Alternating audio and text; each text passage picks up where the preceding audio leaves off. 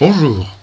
Alors, je vais une nouvelle fois vous parler, non pas de philosophie, mais un peu comme j'ai parlé de Mauriac, d'une écrivaine contemporaine qui est un peu méconnue, et qui s'appelle tout simplement Elsa Triolet, sur laquelle j'ai lu un dossier dans un journal qui s'appelle L'Humanité, dans une hors-série éditée par l'Humanité plus exactement, et qui nous en parle d'une manière tout à fait remarquable, et en m'apprenant des choses sur elle que je ne connaissais pas très bien. Alors, ensuite, bien entendu, je reviendrai à la philosophie pour préparer ma conférence programmée sur Marcel Conche. Mais ici, donc, je vous parle d'Elsa Triolet sous la forme suivante. Elsa Triolet, flamboyante mais méconnue, Elsa Triolet. Elsa Triolet est en effet un mythe, pour le meilleur comme pour le pire. Or, ce qu'il y a de gênant dans un mythe, c'est qu'il risque de nous faire passer à côté de la personnalité qu'il concerne. Ce fut mon cas, je l'avoue, éprouvant une grande admiration pour Aragon, que je place au plus haut en poésie dans le XXe siècle, plus haut que Valéry et au même niveau que Rilke, le poète allemand.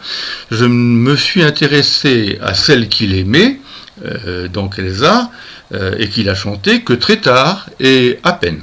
Or, une riche publication, je vous l'ai indiqué tout à l'heure, un hors-série de l'Humanité qui s'appelle Le Feu d'Elsa, m'a permis de dépasser le mythe et d'accéder sous des angles variés à sa vérité personnelle, littéraire et politique, au point que je vais me mettre à la lire vraiment. On ne saurait résumer une publication pareille, tant ses contributions sont nombreuses et de qualité. Je cite quand même certains de ses auteurs, Orsena, Éric Orsena, Edmond Charleroux, Pierre Juquin, Francis Combes, qui est un poète que je connais très bien, Decoing, Jean Rista, Bernard Vasseur, etc. Et il n'est pas question pour moi, bien entendu, de distribuer des points à leurs auteurs. Je vais simplement choisir quelques angles d'attaque éclairant la personnalité d'Elsa, de façon à montrer l'intérêt de ce recueil d'articles. Je partirai du titre du texte de Bernard Vasseur, ancien directeur, faut-il le dire, de la maison Elsa Triolet Louis Aragon, qui illustre bien la démarche d'ensemble des contributeurs. À savoir que Elsa ne fut pas le mythe restrictif qu'on a fait d'elle, en l'occurrence simplement de n'avoir été que la muse d'Aragon, le poète, lui, auquel l'aurait lié en plus une relation prétendument idyllique. D'une part, elle fut aussi un écrivain de grand talent, remarqué très tôt par Gorky, consacrant une grande partie de sa vie à l'écriture. Elle a beaucoup publié, ça on le sait peu, même si Louis ne l'a pas soutenu d'emblée tel qu'il l'aurait dû, elle s'en est plainte d'ailleurs, débordé qu'il était par sa puissante et envahissante personnalité. Enfin, elle fut la première femme à recevoir le prix Goncourt en 1944, figurez-vous. Une lettre inédite d'elle, datant des années 1960, est publiée courageusement, abordant ce sujet intime, et c'est une lettre qui est émouvante et douloureuse. Elle y dit sa souffrance de ne pas avoir été pleinement respectée par celui qu'elle aimait pourtant du fait de son égocentrisme, et de s'être sentie souvent seule, vivant à côté de lui, ou derrière lui, mais non avec lui. Et ce, alors que la poésie d'Aragon nous fait croire très souvent, pas toujours, voire un recueil comme Les Chambres, que j'adore par ailleurs, il nous fait croire à une fusion quasi mystique, qui n'aurait été alors ce qu'il appelait un mentir vrai. Sauf que dans cette formule, un mentir vrai, il y est bien question du vrai, de vérité donc. On ne transpose, c'est l'idée du mensonge, du mentir, on ne transpose donc littérairement que ce que l'on est porté à éprouver. Et par ailleurs, le déchirement, j'insiste, le déchirement réel, même s'il a été masqué et compensé dans un poème exalté, est aussi une marque d'amour interne à lui qu'il faut savoir deviner à travers les mots. D'où un deuxième thème que ces textes révèlent à leur manière, à savoir la personnalité affective, compliquée d'Elsa. Celle-ci ne cessa d'être déchirée, elle aussi, voyez-vous, angoissée, agitée, habité aussi par le sentiment d'une solitude irrémédiable. Bon. Cela vient d'une enfance à la fois heureuse et malheureuse. Sa mère la détesta après la mort de son mari, figurez-vous. D'une existence partagée entre la Russie et la France, avant qu'elle n'adoptât définitivement cette dernière. Et surtout, à cause d'une vie sentimentale, étonnamment multiple et agitée, dont les déceptions nourrirent en elle la tentation du suicide, il faut le dire. Enfin, il y eut une jalousie terrible à l'égard de sa sœur Lily, qui lui vola régulièrement ses amants, dont, catastrophe suprême, le poète Maïakovski, dont elle avait été follement amoureuse. Ce n'est que la rencontre d'Aragon qui la sauva d'elle-même et la réconcilia avec ses affirmations de femme, je dirais, aimant l'amour. Aimant l'amour. Mais ici aussi, le mythe ou la légende l'ont emporté sur la réalité. On a voulu voir dans le premier contact public une rencontre décidée à l'avance par une femme ambitieuse, la rencontre publique qu'ils ont eue dans un café, une femme ambitieuse, dont tout autant qu'admirative. Elle venait de lire ce chef-d'œuvre qu'est Le Paysan de Paris et aurait voulu conquérir son auteur, dit-on, au point qu'un coup de foudre aurait eu lieu immédiatement sous cette forme qu'un chanteur a exprimé magnifiquement.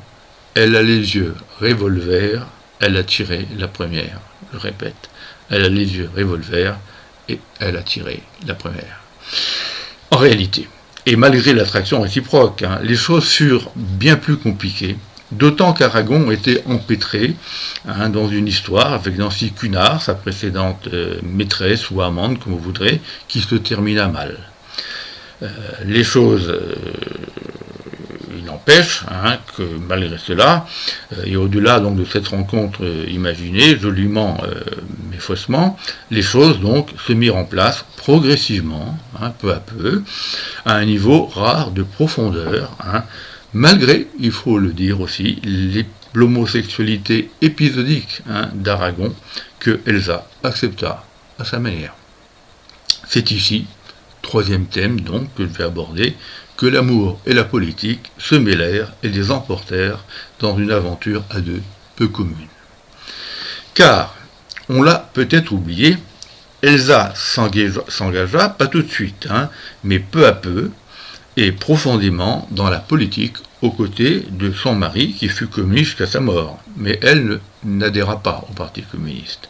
Son combat se déploya surtout dans la proximité du Parti communiste, mais dans la sphère culturelle, avec une visée cependant communiste, cependant assumée.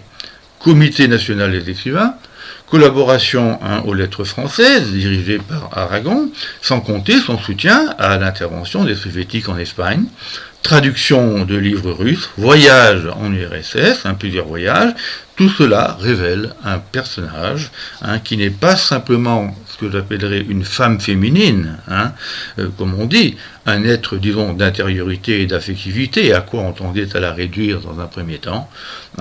Ce fut aussi une femme de caractère, rationnelle à sa façon, dont le regard bleu, j'en ai parlé, lui permettait de voir le monde lucidement, si je puis me permettre. Ce fut une femme dans le caractère, sauf que l'emportement de ses convictions l'empêcha d'appréhender le stalinisme, tel qu'il était, un temps tout au moins, ce qui lui valut d'être attaqué dans des termes indignes, entraînant ses adversaires à faire suspecter la qualité de son œuvre littéraire, et projetant sur l'œuvre littéraire un jugement politique négatif. Louis Aragon, lui, n'eut pas cette cécité, même s'il cacha prudemment ses doutes, contrairement à elle, et il échappa, lui, à la vindicte publique. Mais la déstalinisation leur ouvrit les yeux, à tous deux, définitivement. Et ils se lancèrent dans une critique sans concession, cette fois-ci, du totalitarisme soviétique, au point de soutenir, sans réserve, des écrivains qui le dénonçaient comme Solzhenitsyn avant que le parcours de celui-ci ne dérive ensuite, et je pense à l'instant d'ailleurs aussi à la manière dont il a soutenu, critiqué l'intervention des Russes en Tchécoslovaquie, donc soutenu le peuple tchécoslovaque, et à la manière dont il a, bien entendu, rendu hommage à Milan Kundera, qui était politiquement de son bord. Je m'arrête là, délibérément, tant il y aurait d'autres aspects d'Elsa à évoquer, comme lorsqu'elle dut, par exemple, détail étonnant, concret mais assez étonnant, lorsqu'elle dut fabriquer des bijoux pour vivre, ou comme lorsque son visage tout simplement, réellement beau, avec son sourire en coin, j'ai déjà parlé du bleu de ses yeux, mais on la voit avec ce sourire en coin assez étonnant. On se félicitera, pour finir, que les concepteurs de ce recueil, de cette publication, aient confié à une spécialiste universitaire, Marie-Thérèse Échardt, le soin de dérouler tout au long de ces pages une très précise biographie d'Elsa Triolet, et ce, d'une manière originale. Les parties de celle-ci sont entrecoupées par les articles, ce qui fait que l'ensemble de la revue baigne en quelque sorte dans l'évocation de sa vie, photo à l'appui. On a l'impression que Elsa est là, toujours vivante. L'on en tire alors la conviction aussi que Elsa Triolet ne fut pas le double Timoré et Pâle d'Aragon. Ce fut une femme flamboyante, je répète, une femme flamboyante, quoique insuffisamment connue comme telle, dont le feu, puisqu'elle flamboie, ne fut pas simplement intérieur, mais enflamma sa vie, y compris extérieure, dans les 3 domaines que j'ai indiqués. Qu'on se le dise. Merci.